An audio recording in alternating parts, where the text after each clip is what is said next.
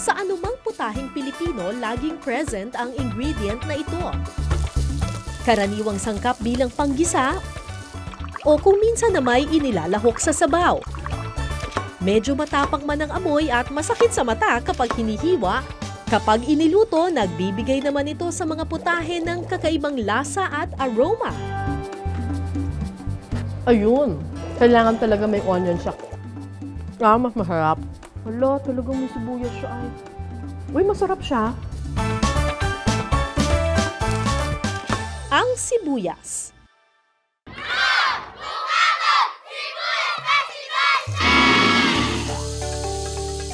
Taon-taon tuwing unang linggo ng Abril, ipinagdiriwang dito sa Bungabon, Nueva Ecija, ang Sibuyas Festival. Ang Bungabon ang tinaguriang Onion Capital of the Philippines at ang kanilang Sibuyas Festival ang kanilang paraan ng pagpapasalamat sa magandang ani ng sibuyas. Actually, ang sayang mag-harvest ng sibuyas. Ang dali lang niya, hinuhugot lang ng ganon. Ang bayan ng Bungabon sa probinsya ng Nueva Ecija matatagpuan sa paanan ng kabundukan ng Sierra Madre. Mahigit 2,000 hectares ng lupa nila rito natatamnan ng sibuyas. Suwak raw sa pagtatanim ng sibuyas ang lupa nilang sandy loam o mabuhangin na may kaunting silt at clay. Alam niyo ba mga kapuso na mahigit 60% ng ani ng sibuyas sa buong Pilipinas ay nanggagaling lamang sa isang probinsya? Sa probinsya yan ng Nueva Ecija. Si Elizabeth na 3 dekada nang nagsasaka ng sibuyas, makakasama ko sa pag-aani. So ganito lang po, basta bubunutin lang? Bubunutin lang po. Oh, ganda oh. Balita ko, mahirap daw ang buhay ng mga magsasaka ng sibuyas ngayon sa Nueva Ecija. Mahirap po, wala mga kita. Kasi inuod. Saan makikita? Sinakain yung laman. Katulad to, maganda yung size, pero pag may kakandang uod, reject na to, hindi na bibili ng buyer to. Sa isang tipak o bloke ng lupa, umaabot ng hanggang 10 sako o katumbas ng halos 300 kilos ng sibuyas ang inaani nila. Hala, naiwan! Hala, naiwan! okay lang po yun. Kasama talaga sa ano yung may naiiwan.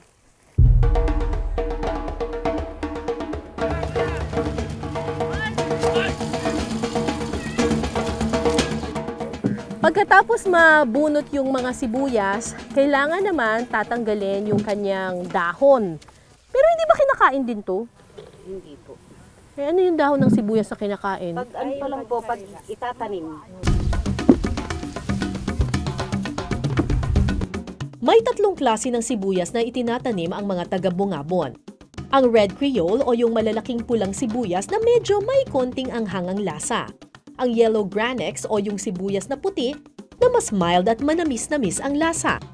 At shallots o kung tawagin ng ilan, sibuyas Tagalog. Kilala rin ito sa tawag na tanduyong. At kung lasa naman ang pag-uusapan, hindi ito kasing anghang kumpara sa Red Creole. Karamihan sa atin ginagamit lang ang sibuyas sa paggisa.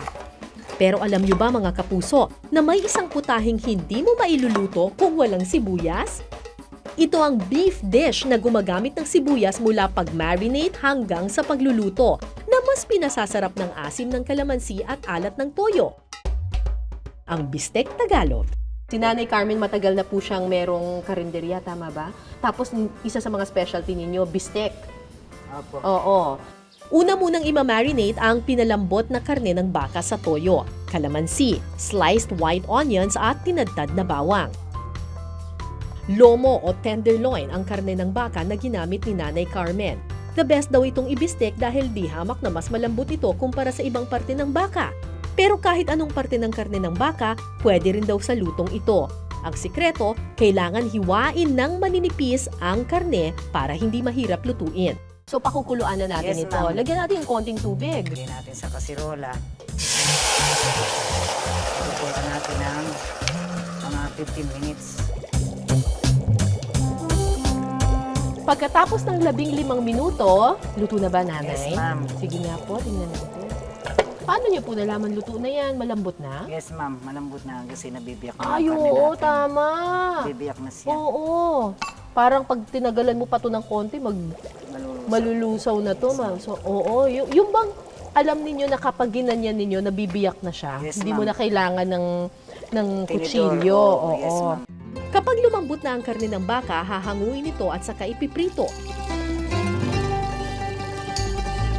Pagkatapos maiprito ng bahagya, ibabalik ulit ang karne sa pinaglagaan nito. Lagyan natin ng konting tubig kasi syempre gusto natin na yung beef steak ay may sauce. Oo, may sauce. Kanina nung pinakuluan natin siya ng 15 minutes, natuyuan siya, di ba? Tapos konti ng onion rings. Kapag nanuot na ang sauce sa baka, magsandok na ng kanin at titikman na natin ang bungabon version ng Bistek Tagalog.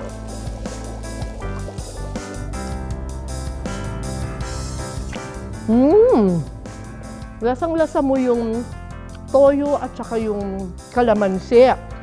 Tapos perfect na perfect lang yung sibuyas kasi pag masyado ka nang naaalatan, kakain ka lang ng konting sibuyas, manuneutralize na niya yung matapang na flavor ng toyo.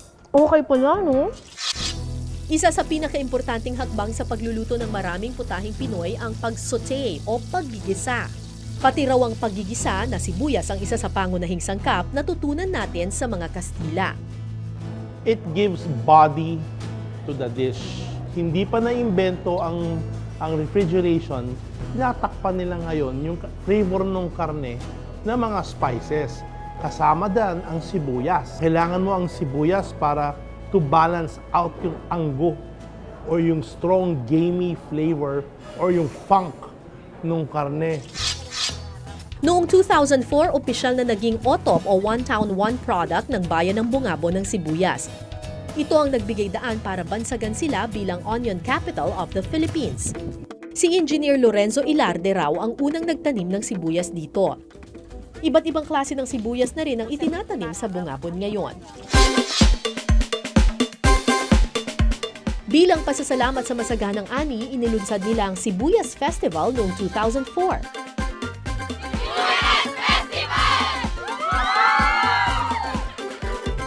Bahagi na ng taunang Sibuyas Festival ang Kusina Buyas, isang cooking competition. Noong 2017, 2 putahe ang nangibabaw sa kompetisyon. Isa rito, healthy alternative dahil walang halong karne ang kanyang recipe. Pwedeng pang merienda o di kaya'y pang pika-pika. Ang ibinibidang onion dish ni Nanay Diosa na nag-uwi ng second runner-up, Bola-Bola Onion. O sige, Nay. Anong gagawin natin? Sibuyas muna. Kuya. Kailangan sibuyas na puti. Ito. Hindi Pwede rin pula. Pwede rin pula. Sunod na ihahalo ang kinudkod na niyog, pickles at harina. Titimplahan ng kaunting asin at paminta. Saka lalagyan ng itlog na siyang magsisilbing binding agent ng bola-bola. Paano niyo po na-invento ito? Mahilig kasi akong mag-luto-luto nung kwan. Bibilugin ang nagawang bola-bola mixture gamit ang 2 kutsara at saka ito ipiprito.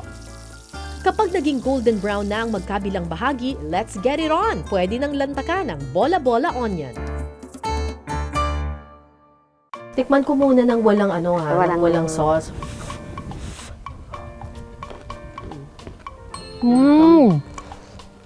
Parang siyang macaroons.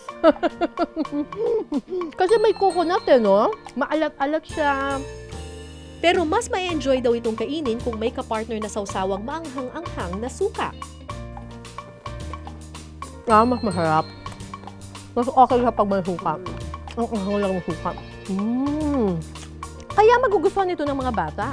Kasi crunchy siya. Parang okay. Hindi mo maiisip na sibuyas pala yung kinakain mo. Pinatikim niya rin sa akin ang isa pa niyang malasang delicacy, ang atsarang sibuyas. Sa isang kaldero, pakukuluan muna ang suka, pineapple juice, asin at asukal. Sunod na ilalagay ang maliliit na puting sibuyas, singkamas, carrots, bell pepper, pasas. Pakukuluan ulit ito ng 5 to 10 minutes. There you have it, atsarang sibuyas. Sarap. Very refreshing. Manamis-namis na maasim-asim. Tapos hindi mo nalalasahan yung anghang ng onions. Very refreshing siya. Bagay na bagay siya dito sa maalat na onion bola-bola. Yeah. Our next winning dish, recipe naman ni Maribel. Animoy malaking bulaklak na namumukadkad sa sarap at linamnam, ang blooming onion. Bali po ma'am, ganito po siya. Ikakat niyo po siya. Eh, baka hindi maiiyak ako Huwag niyo nito. lang pong masyadong isasagad sa ano. Saan po? Sa pinaka-ilalim niya. Okay. Alam niyo ba mga kapuso kung bakit nakakaiyak mag-hiwa ng sibuyas? Kasi yung sibuyas, meron siyang enzyme sa loob na nakakapagpa-activate ng ating lacrimal glands, our tear ducts. Mali ata yung nagawa ko, parang sumobra ata. Ay nako, yan na po, pwede na pong panggisa to. Para mas exciting yung kakain. Hindi ko na siya lalagyan ng main ingredients na seasoning kasi aalat. Giniling na pork tsaka corned beef. Oo, parang may corned beef kasi Para mapula yung kulay niya eh. Oo. Kapag naisiksik na ng mabuti ang tinimplahang giniling at corned beef sa mga petals o talulot ng sibuyas, sunod itong i-coat ng harina. Saka isasawsaw sa binating itlog at i-deep fry. Luto na ito kapag naging golden brown na ang magkabilang bahagi ng sibuyas. Presenting ang visually appetizing blooming onion. Tikman ko nang wala mo ng sauce. Uy, okay pala yun ah. Okay siya. Yun nga lang, because it's very oily, nakakasuya. Kung anong magandang partner kaya nito? Bali, yung onion salad, pwede mo rin siyang i-ano dyan. Onion salad. So, meron kayong onion salad? Simple lang naman daw ihanda ang refreshing onion salad ni Maribel. Pagkukuluan lang sa pineapple juice ang sliced white onion rings. Kapag sumipsip na ang juice sa sibuyas, ilalagay na ito sa salad bowl. Ihahalo ang iba pang fresh ingredients gaya ng carrots, pipino at sliced apple. Dadagdagan ito ng mayonnaise saka ito toss. Lalagyan ng all-purpose cream at para sa added flavor and texture, lalagyan ito ng grated cheese on top. Refreshing talaga sa itsura at lasa itong onion salad ni Maribel. Ay, ang sarap nito. This one I really like, ha? Manamis-namis yung yung onions. Hindi ko siya mapagkakamalang onion. Ang sarap niya, ha? Ang sarap ng salad.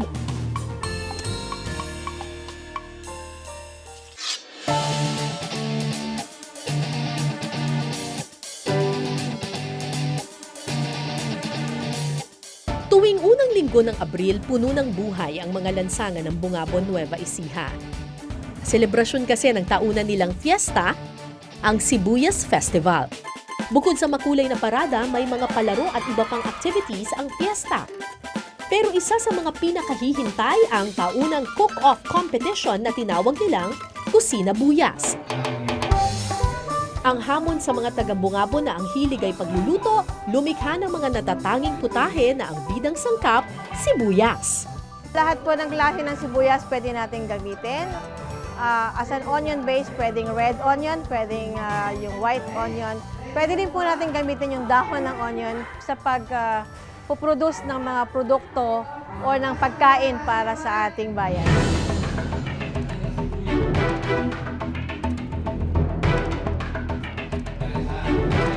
Anim na may bahay at isang tatay ang pumasa. Umpisa pa lang mainit na ang labanan.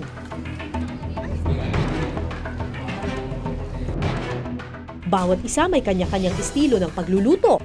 May nagluto ng ulam, meron ding gumawa ng panghimagas. 2 oras lang ang ibinigay para makapagluto ng paandar nilang onion dish.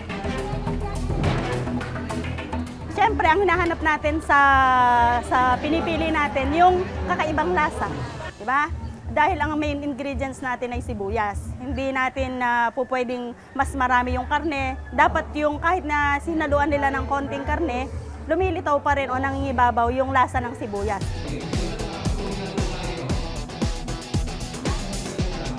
Kailangan unique or maganda po yung presentation at the same time yung pong nutritive value ng kanyang product.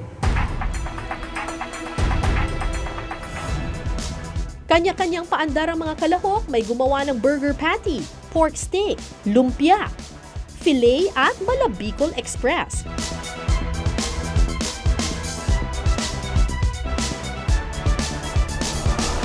Sa pagtatapos ng paligsahan, isang putahe ang nagwagi sa panlasa ng mga hurado At ang ating pong champion at first place, ang gumawa ng onion stock, number 6 po siya, si Mercedita C. Cabiles. ang pambato ng may bahay mula Barangay Kaingin, ang onion stuffed with chicken and cheese.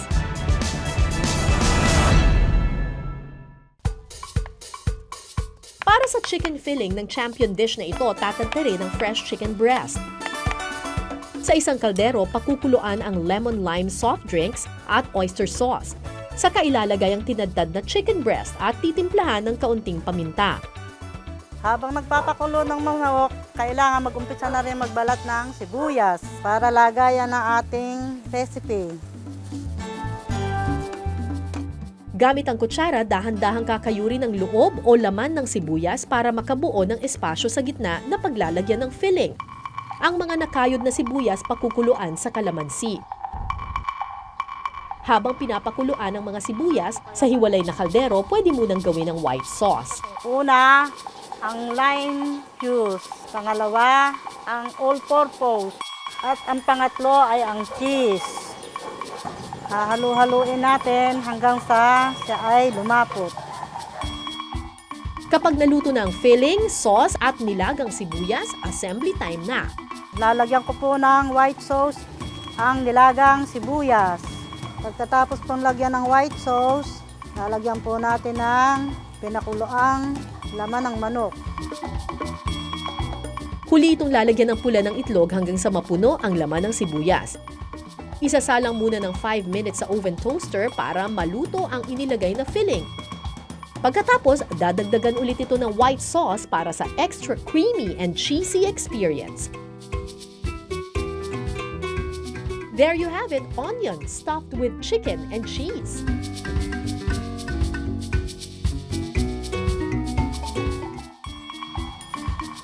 Masarap, lasang-lasa ang cheese sa sauce.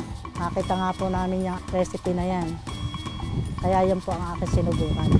Hindi ko naman po sukat akalain ako manalo ng first prize. Ang mga taga-Bungabon likas na malikhain at mapamaraan sa kusina. Kaya naman ang founder ng Sibuyas Festival na si Sir Armando Hiron nakaisip ng iba pang paraan para i-highlight ang sibuyas sa iba pa nilang putahe. Mga kapuso, nakatikim na ba kayo ng sibuyas longganisa? Maghahalo tayo, nandito ang karne at ito hahaluin natin na ganon.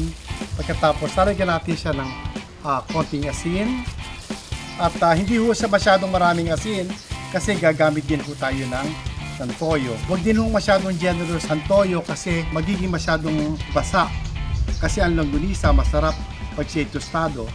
Ang susunod natin ay siyempre ang paminta kasi nagbibigay siya ng masarap na flavor. Inilagay ho natin ngayon ang garlic. Titimplahan pa ito ng kaunting pampalasa. Kailangan ho talaga na mano-mano ang paghalo nito para makabuo tayo ng grip.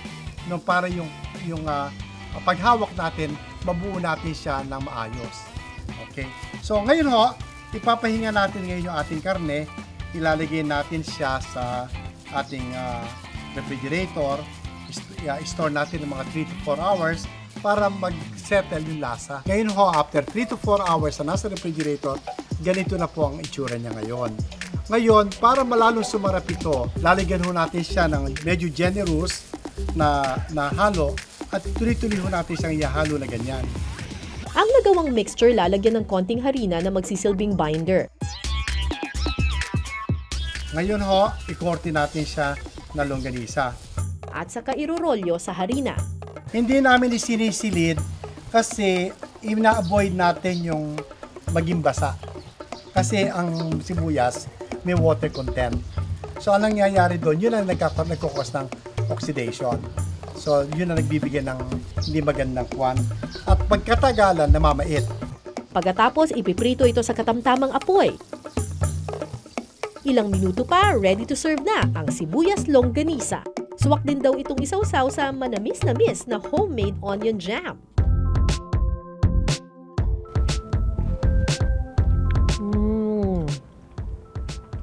Actually, hindi mo naman masyadong malasahan yung sibuyas.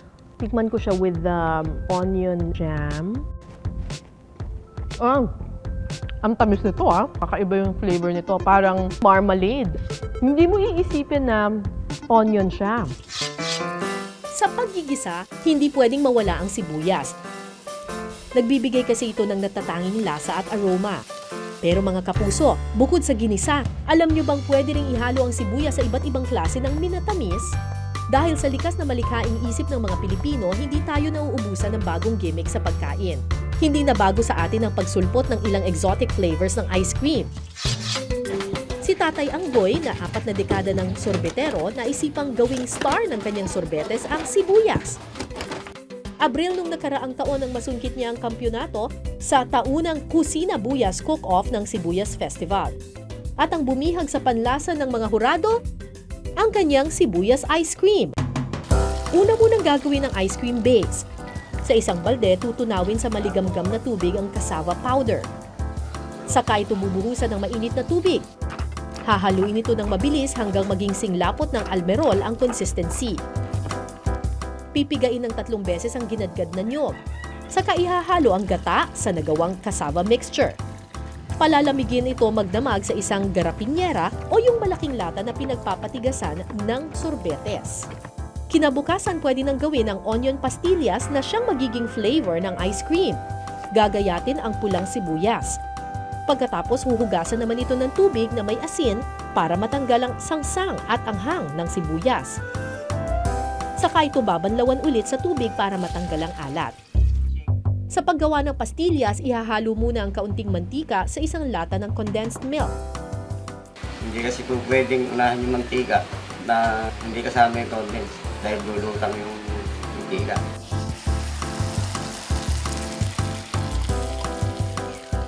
Dito igigisa ang ginayat na sibuyas.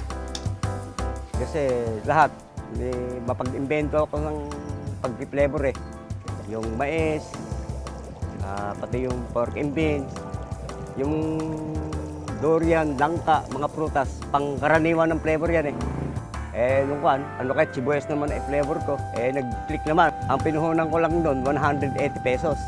Pagkaluto ng onion pastillas flavoring, palalamigin ito ng 1 oras. Kapag medyo tumigas na ang ice cream base, titiplahan na ito ng condensed milk at powdered milk. Saka ito hahaluin gamit ang pangsabol na animoy malaking egg beater. Makalipas ang 1 oras, idadagdag sa ice cream base ang onion pastillas mixture. Saka ito muling hahaluin. Matapos palamigin ng 1 hanggang 2 oras o kapag tumigas na ang ice cream, presenting ang Ice Cold Sweet Delight ni Mang Anggoy, Sibuyas Ice Cream. This is onion ice cream. Ayun nakikita mo pa yung mga bits of pulang sibuyas. Hala, talaga. Hala, talagang may sibuyas siya. Uy, masarap siya. Ay, masarap siya. Hindi mo nalalasahan yung anghang. Yung sibuyas bits, ang nabibigay lang niya may konti lang siyang texture na konting crunch. Surprisingly, masarap siya. Wow! Bukod sa sorbetes, pwede ring ihalo ang sibuyas sa ilang pastries. Si Andre, na estudyante ng Bungabon National High School, nag-champion sa high school category ng Kusina Buyas, promising kaya sa linam na matlasa ang kanyang onion custard pie?